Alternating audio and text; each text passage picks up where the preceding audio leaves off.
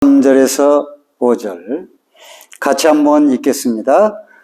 외치는 자의 소리여 이르되 너희는 광야에서 여호와의 길을 예비하라. 사막에서 우리 하나님의 대로를 평탄케 하라. 골짜기마다 두두워지며 산마다 언덕마다 낮아지며 고르지 아니한 곳이 평탄하게 되며 험한 곳이 평지가 될 것이요 여호와의 영광이 나타나고 모든 육체가 그것을 함께 보리라. 이는 여호와의 입이 말씀하셨느니라. 아멘. 할렐루야. 예배를 통해 하나님의 축복이 여러분에게 임하기를 주의 이름으로 축복합니다. 이사야서는 축소된 성경 전서다. 그것은 성경 66권으로 되어 있잖아요. 이사야서도 66장으로 되어 있어요. 또 성경 66권이 구약과 신약으로 나눠지잖아요. 그래, 이사야도 전반부 1장부터 39장까지. 그리고 후반부 40장. 오늘 우리가 읽은 이 40장이 2부로 들어가는 거예요. 신약 성경과 같아요. 거기 들어가면서 그리스도의 오심을 말씀하시고 또 그리스도의 오심을 예비할 자를 광야에 위치하는 자를 보내주시겠다고 하시고 그 위치하는 자의 소리를 들으라고 말씀하시고 그 백성들로 하여금 그 위치하는 자의 소리가 평탄케 주님 오실 길을 예비하라는 그런 말씀을 이사야서가 전해주고 있는 것이죠. 우리가 언젠가부터 교인은 기다림을 잊어버렸어요. 초대교회 때는 기다림이 너무 갈망했습니다. 얼마나 간절했는지 몰라요. 너무 간절해가지고 일도 안 하고 주님 오시기만 기다렸던 그런 사건들도 있었죠. 그렇게 그 노마의 극심한 박해를 받을 때 그리스도의 기도는 마라나타였습니다. 그 말은 주 예수여 오시옵소서 그런 뜻이었어요. 그게 기도였습니다. 그런데 로마 제국이 기독교가 되고 북교가 되고 현세에 안주하면서 지도자들도 배가 이렇게 나와가지고 이제는 주님 안 오셨으면 좋겠다. 내가 이 땅의 권세를 얼마나 많이 누리고 살아야 되는데 이런 생각에 젖어 있는 거죠. 왜 사람들이 그렇게 아름다운 보수를 벗어나서 그렇게 되느냐, 수구 꼴통이 되느냐, 가진 것 놓치고 싶지 않아서 그러는 겁니다. 똑같은 거예요, 교회도. 그래서 주님 안 오셨으면 그냥 형식상으로 마라나타 이렇게 하다가 점점 잊혀져 가게 되었던 것이죠. 우리나라에도 복음이 전해질 때 기도원마다 춤을 추면서 이상한 구름만 떠도 내 주님 오시는가에 하면서 그 노래를 부르며 구름처럼 몰려들어 주님 오시기를 바랬습니다. 살만하니까 지금은 그 기다림이 매우 약해져서 지금 주님 오시는 게 문제가 아니고 내가 얼마나 이 세상의 재물과 권력을 누리느냐, 그게 그리스도인의 관심이 되었습니다. 주님 오심에 대해 별로 관심이 없어요. 기다림의 약화의 시대를 오늘날 우리가 살아가고 있고, 어떻게 보면 그런 시대가 신앙인이 뚜렷하게 자기 신앙을 드러낼 수 없기 때문에 누가 올바른 신앙인지 잘 알 수가 없는, 구분할 수 없는, 그리고 한때 바람 불면 다 쭉정이가 되어 날아가는 모습을 보는 그런, 어떻게 보면 신앙생활을 하기 어려운 시대를 살고 있는지는 모르겠습니다. 사실은 우리가 주님을 기다리는 게 아니고 주님이 우리를 찾아오시는 것이 성경이죠. 그리스도는 다른 종교와 차이점입니다. 하나님이 신을 찾아가는 게 종교입니다. 그리스도교는 그러나 하나님이 인간을 찾아옵니다. 그게 바로 임마누엘이죠. 이사야는 보라 너희 하나님이 오사 너희를 구원하시리라 35장 4절에 말씀했고, 또 이사야서 40장 10절에 보라 주 여호와께서 장차 강한 자로 임하실 것이라고 선포를 합니다. 그러니까 우리는 신을 탐구하는 생활의 영역이 아니라 기독교는 하나님께서 비로한 삶의 자리로 이 땅에 오신 것입니다. 저 높고 높은 별을 넘어 이 낮은 땅 위에 우리를 구원하러 오신 것. 이것이 바로 기독교입니다. 근데 이사야서는 이 기쁜 소식을 선포하면서 기독교인들 보고 뭐라 그러냐. 그 당시에 그 백성들 보고 적극적으로 주님의 오심을 준비하라고 외칩니다. 외치는 자의 소리여 이르되 너희는 광야에서 여호와의 길을 예비하라. 사막에서 우리 하나님의 대로를 평탄케 하라.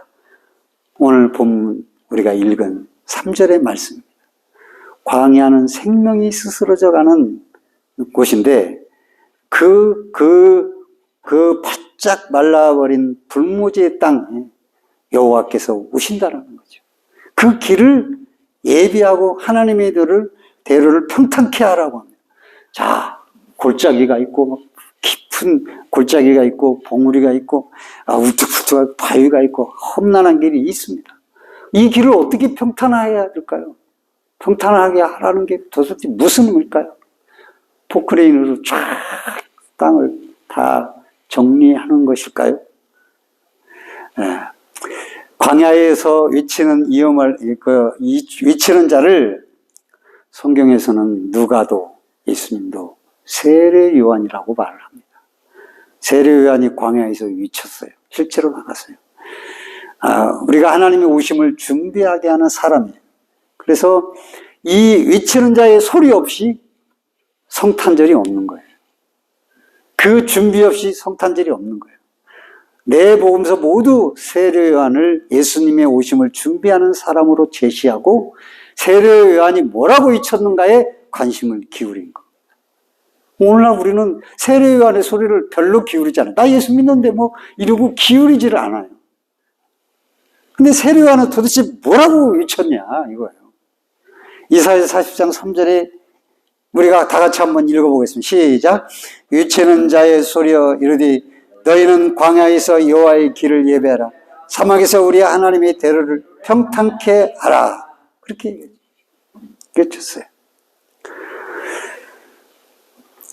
누가는 이사야서 40장 3절을 넘어서 4, 5절까지 확장해서 뭐라고 말하냐. 골짜기마다 도두어지며 산마다 언덕마다 낮아지며 고르지 아니한 것이 평탄케 되며 험한 것이 평지가 될 것이요 여호와의 영광이 나타나고 모든 육체가 그것을 함께 보리라. 이는 여호와의 입의 말씀이니라 하셨느니라. 그걸 그대로 외쳤어요. 이사야의 말씀을. 높은 것 낮아지고 낮은 것이 높아지는 역전의 현상이 일어나는 겁니다. 이 높은 것은 권력의 높음도 해당되고 재물의 많은 것도 해당되고 또 낮아진 것은 비천한 것도 해당되고 죄가 또 높은 교만으로 인해서 죄의 높음도 있습니다. 그걸 다 평탄케 하라는 겁니다. 주님 오시기에 오실 수 있도록 가난한 자들을 좀 높게 만들으라는 겁니다. 부한 자들은 권세를 좀 내놓으라는 말입니다. 그것의 말씀이에요.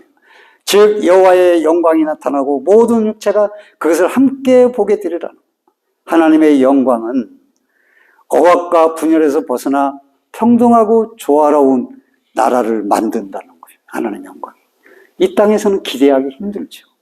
그러면 우리는 당연한 것으로 그 시대를 바라보고 살아야 됩니까? 조선시대의 양반, 아주 노예들은 노예와 그 양반이 결혼하면 그래서 그 자녀 태어난 노예. 이게 얼마나, 과거도 못 보고 얼마나 억울합니까, 도대체. 그런 시대에는 주님이 바라는 시대가 아니에요. 시대마다 다르겠지만은 주님을 예비하는 길이 무엇인가? 그럼 우리는 어떻게 이런 평화롭고 조화로운 평탄화를 시켜서 살아야 되는가? 그거에 대해 우리 관심이 있어야 되거든요. 근데 큰 교회는 교인들이 부자들이 많고 높은 권세를 가진 사람들이 있어요. 그러니까 그들 편으로 다 기울어요. 그러면 이게 평탄화가 안 되는 거예요. 이게 중요한 문제인 거거든요. 여러분들이 다 별로 별 볼 일 없습니까? 죄송합니다. 가난하니까 이런 말이 좀 들어갔지만 뭔 소리야 이렇게 나온다고요. 안 들려요, 그 사람들은. 말씀이 아닌 거예요. 이런 말씀도 절대 안 들어요. 해석을 안 하고 전해드려도 자기 나름대로 자기가 올바른 해석이라고 생각을 하는 거예요.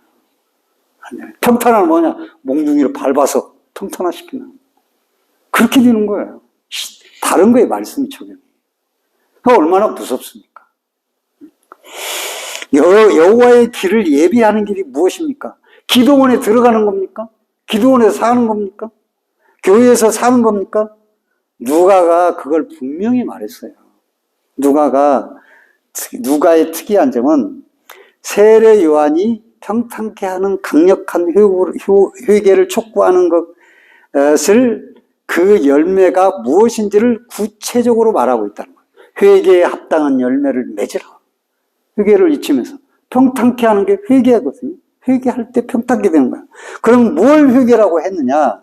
세례 요한이 세례를 받으러 나온 무리들에게 말하기를 독사의 자식들아 누가 너희에게 일러 장차 올 진노를 피하라 하더냐. 큰 소리로 꾸짖으며 회개에 합당한 열매를 맺으라고 누가복음 3장 7절에서 8절 말씀해 주고 있습니다. 그러자 그 무리가 그러면 우리가 무엇을 하리까?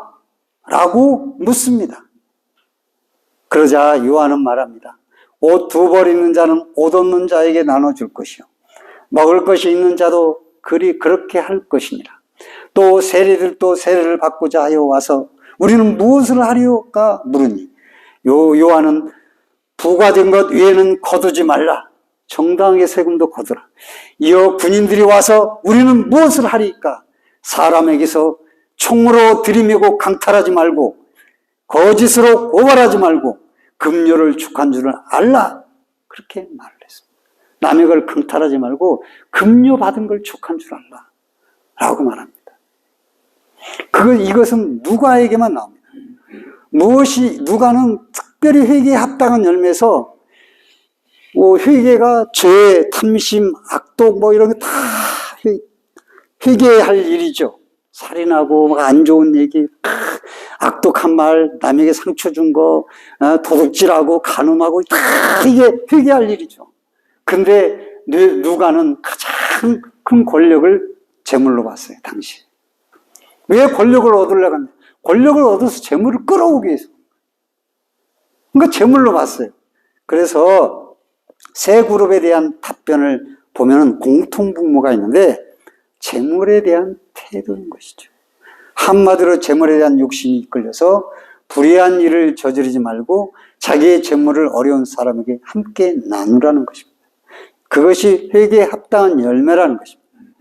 사실 누가는 재물의 사용이나 재물에 대한 태도가 신앙과 무관하지 않으면 오히려 신앙이 구체적으로 표현되는 통로가 바로 그것이라고 하는 거예요. 재물을 나누는 거. 누가는 그렇게 말하고 있어요. 그래서 누가는 특별히 강조한 게 뭐예요? 강도 만난 이웃을 도운 선한 사마리아. 누가 이 얘기입니다. 누가밖에 없어요. 또 누가 보면 재물을 쌓아놓고 안전한 줄 알았던 어리석은 부자 이야기 누가복음 12장에 나와 있습니다. 그리고 부자와 거지 나사로 오직 누가복음에 나오는데 누가복음 16장에 나옵니다. 부자는 창고를 짓고 얼마나 더 지을까 염려했어요. 나눌 줄은 몰랐죠. 자기 앞에 거지가 있지만은 개에게 나온 부스러기도 안 주려고 했던 사람. 그런 점에서 누가는 이 회개에 합당한 세례 요한의 열매가 무엇인지를 그 시대에 적절하게 표현을 했다. 이렇게 보는 것이죠. 초대교회는 이런 가르침을 실천했습니다. 그래서 초대교회는 회심자를 위한 신앙훈련을 할 때 아무나 세례를 안 줘요. 3년 훈련을 받게 했습니다. 그 훈련을 그렇게 받게 했어요. 오늘은 신앙 문답을 통해서 6개월이면 학습받고 6개월이면 또 세례받고 이렇게 하잖아요. 그게 아니에요. 근데 그 세례 과정 중에서 그 예비자들에게 공부를 시키고 일터를 나가서 보내고 매일 그렇게 했어요. 매일 그렇게 해요. 와서 공부를 시켜서 내보냈어요. 매일. 근데 그 내용들이 주 안점이 뭐냐면 정당한 임금을 지불하라. 또 사업자냐? 종업원들에게 정당한 임금을 지불하라. 높은 이자를 취하지 말라. 보복하지 말라. 선한 말을 하라. 분노를 억제하라. 잘못 있을 때에 서로 사랑으로 교정하라. 뭐 이런 식이었어요. 이것이 바로 회개에 합당한 열매며 평탄케 하는 삶이라고 하는 거예요. 주님 오심을 예비하는 길이라는 거예요. 그게 입만 따블따블 대고 그러면서 그게 그런 말 있잖아요. 입만 뜬다는 말. 안 해. 자기 건 아까워가지고. 나눌 줄은 몰라. 오직 자기 것, 자기만 찾아. 그런 삶을 실천해야 된다는 것이 당시 초대교인들에게 있었고, 그것이 세례 요한의 평탄한 길을 주님 오실 길 예비하는 길이며 회개에 합당한 열매라고 말씀하고 있는 것이죠. 그런 삶을 사는 사람은 가서 죄지라고 해도 그게 안 들어오는 거예요, 눈에. 그런데 자기 먹고 탐욕, 즐김 이런 것만 찾으니까 죄가 눈에 들어오고 그 죄의 탐욕과 즐거움을 누리려고 하는 거죠. 그리고 범죄자가 되는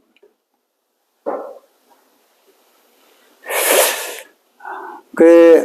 어느 룬트라는 독일인이 그분이 오신다, 소년이 온다, 제목이 비슷하네. 한강시가 소년이 온다 그러죠. 5.18 소년이 온다는 말은 죽은 이 소년의 영혼이 기독교적으로 맞지 않지만 떠돌면서 다 보고 다니는 거예요. 이렇게 저 사람은 왜 죽었고 유족이 어떻게 슬퍼하고 또 뭐가 부족한데요.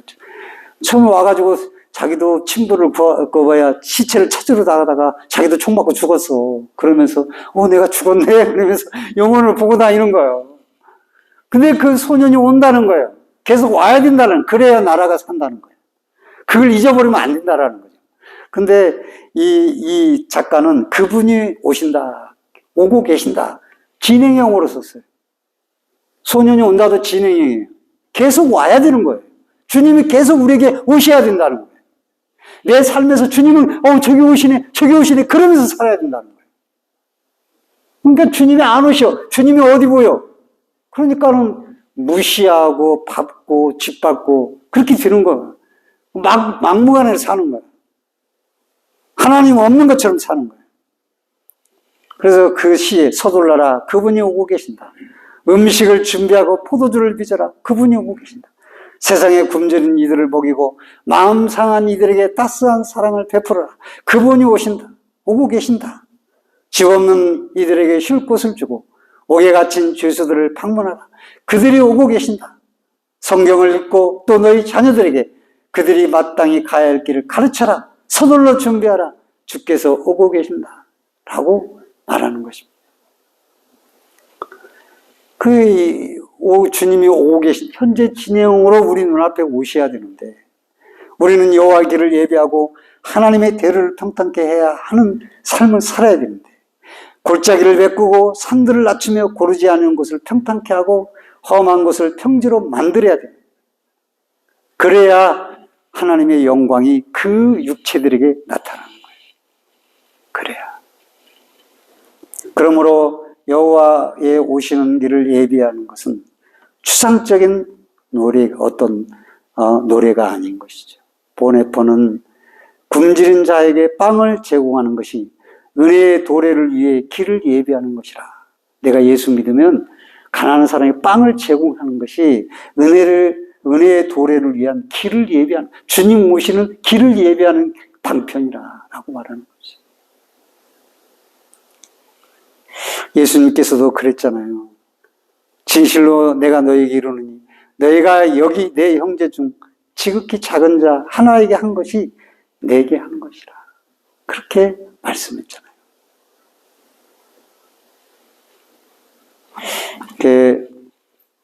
이런 얘기를 설교 시간에 해도 될지 모르겠습니다. 농민들이 말이죠, 트랙터를 끌고 맨날 며칠을 이렇게 경상도에서 충청도에서 전라도에 이렇게 올라가가지고 남태령에 있는데, 남태령이 한 줄로 쭉 가고 있는데 경찰이 다 막고 차를 말하죠. 차를 다 막은 거예요, 경찰이. 합법적인 헌법에서 합법적으로 시위하라고 길을, 장소를 열어주었거든요. 뭐, 가는 길인데 막았어요. 경찰이 다 막아버리고 뭐라 그러냐면, 길이 당신들 때문에 막혔으니 빨리 해산하라고 이렇게 말을 하는 거예요. 좀 이해가 안 되더라고요. 다 자기 차들 몇 겹을 다 막아버리더라고요. 그렇게 막는데, 어제 춥잖아요. 추운데 아침부터 오늘 지금까지 밤을 샌 거예요. 그 도로에서. 근데 광화문에서 그 젊은 애들이 다 도로 거기까지 올라온 거예요. 또. 농민들은 많이 되지 않아요. 트랙터 30대밖에 안 돼요. 양곡법을 거부했잖아요. 사실 농사를 지어보세요. 대농 아니면 살 수가 없더래요. 농수성에서 못 살아요. 대농 아니면. 여러분, 우리도 고구마 이게 교회에서 해봤지만은 저 평에 고구마 심어봤자 한 달 월급도 안 나와요. 못 살아요. 정부가 지원을 해줘야 돼요. 그래야 좀 농촌도 살지.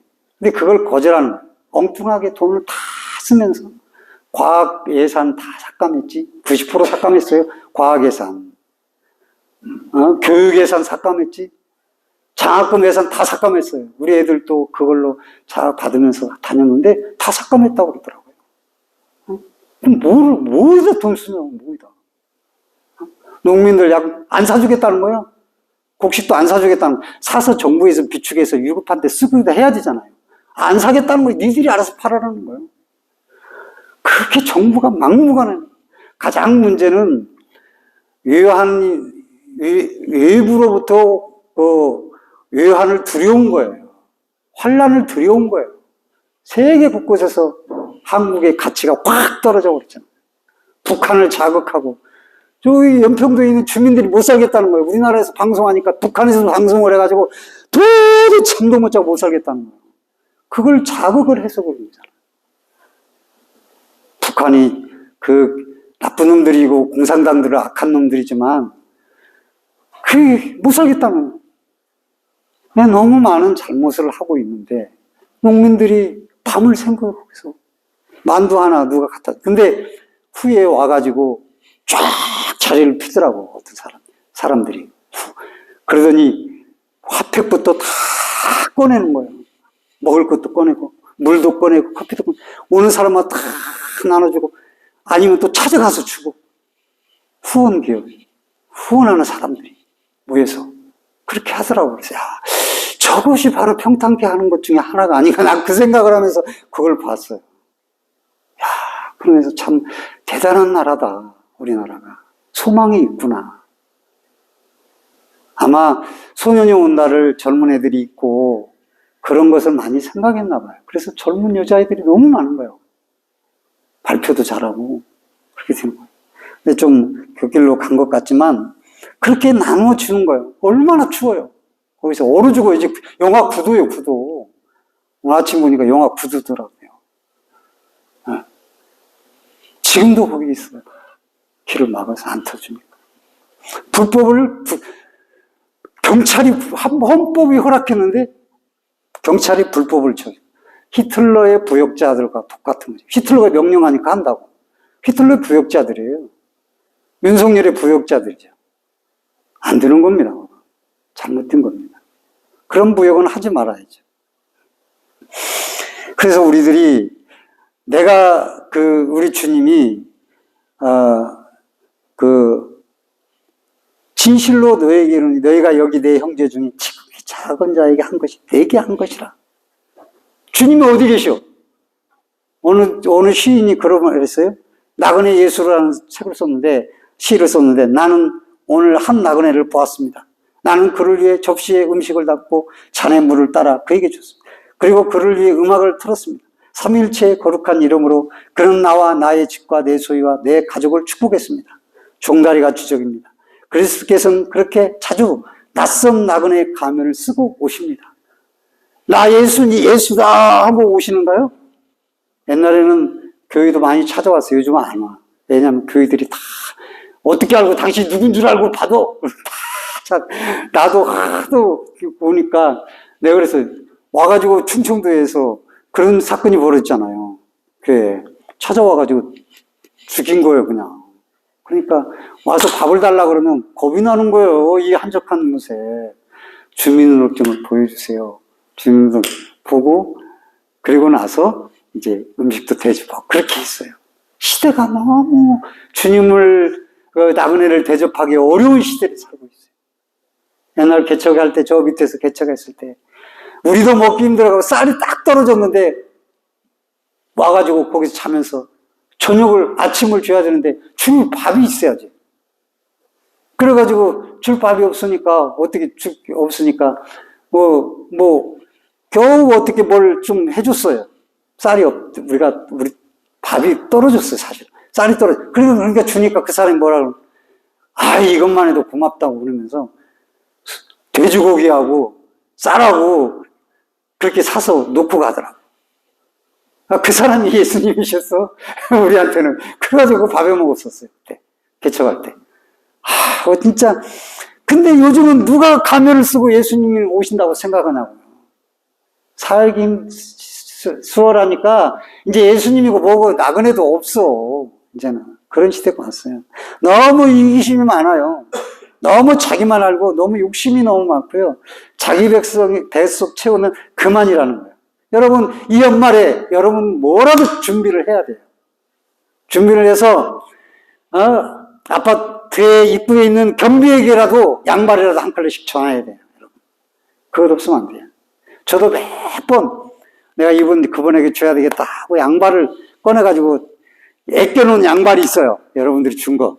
이런 걸 줘야지 하는데 못 전달했어요. 아직. 빨리 전달을 해야 돼요. 그거 줘야지. 여기 오는 택배하는 분들 우체국 이런 거 다 주고 싶지만 내가 양반을 사는 사람은 아니니까 그거 준 거라도 있는 거라도 갖다 줘야 돼요. 그렇게 주면서 그렇게 하는 일이 또 역시 여러분들 내가 저분 도와야 되는 마음에 거슬림이 있으면 무조건 가서 봉투라도 넣어서 얼마 갖다 주면서 도와야 돼요. 그렇게 하는 길이 주의 오심을 탐탐케 하는 길이고 회개에 합당한 열매를 맺는 거라는 거예요. 나 배부르는 것만 찾지 마. 그래야 된다라는 거예요. 우리 그런 기독교가 아니잖아요, 지금은. 지금은 그런 기독교가 아니에요. 믿는 사람들이 그런 거에 관심이 없어요. 그런 사람들 많이 있지만 어떤 분은 기도하다가 어렵겠다 생각하고 마음이 걸려서 자기가 하는 거 목돈을 갖다가 주는 사람도 있고 그래요. 여러분들은 가난하다고만 생각하지 말고 여러분들도 저도 마찬가지고 저한테도 마찬가지 말씀을 저한테도 전하는 거니까 나눠야 되는 겁니다. 그래서 오늘 예수께서 우리를 찾아오셔도 우리는 그를 알아보지 못할까 두렵습니다. 그렇게 찾아오죠. 왜? 안 쓰고 오니까. 나그네로 오셨는데 도와야 할 자를 도와야 되는데. 그래서 이사야서는 그 당시에 소도 제 임자를 알고 나귀도 주인이 저를 어떻게 먹여 키우는지 알건만은 이스라엘은 알지 못하고 나의 백성은 깨닫지 못하는구나. 물론 예수님이 마국간에 오셨으니까 못 알아봤죠. 왕궁에서 태어나서 저게 만왕의 왕이신가 저분이 그랬을지 모르지만 못 알아봤어요. 우리도 마찬가지예요. 저기 뭐예요? 저분이 예수님이셔? 대접을 안 하는 거예요. 못 알아보는 거예요. 그 말씀이요. 소도 임자를 아는데 우리는 주인을 모른다는 거예요. 그러니까 우리 오늘날 이사야가 외친 이 음성과 무엇이 다를까 싶습니까? 현대인들은 오늘 그리스도가 우리 가운데 오신다 해도 알아보지 못하거나 내칠지 모르겠습니다. 주님의 얼굴을 모르기 때문이죠. 하지만 이제 우리는 나그네의 모습으로 오시는 그분을 지극히 작은 자 가운데 발견하고 지극히 작은 자를 주님으로 알고 대접을 해야 되는 거예요. 이 작은 자는 아이를 가리키는 것도 되지만은 그렇게 낮고 가난한 자를 말하는 것입니다. 그래서 주님도 허름한 마국간에서 그 말똥냄새 나는 그곳에서 오신 거예요. 그런 나눔과 섬김이 바로 지금 우리에게 오시는 여호와의 길을 예비하고 하나님의 대로를 평탄케 하는 일입니다. 말씀을 맺습니다. 우리가 주님 오심을 평탄케 하고 안 하고에 따라 주님 오시는 것이 오고 안 오고 하는 게 아닙니다. 주님은 반드시 다시 오십니다. 그러나 그 오심을 기다리며 그 길을 평탄케 하는 삶을 사는 성도는 5절의 말씀처럼 여호와의 영광을 그 육체로 보게 될 것입니다. 오늘 저와 여러분 가난하고 가진 것 없어요. 나도 가난해요. 그러나 어떻게 보면 이 정도 살면 감사한 거예요. 그래도 굶지 않고 하루도 밥을 먹으면서 얼마나 감사한지 그 감사함을 조금이라도 나눠야 우리 눈에 보이지 않지만 그것이 평탄을 예비하는 삶이에요. 오늘 5절의 말씀처럼 주의 길을 예비하는 삶을 살아서 주의 영광을 보게 되는 저와 여러분이 되기를 주님의 이름으로 축원드립니다.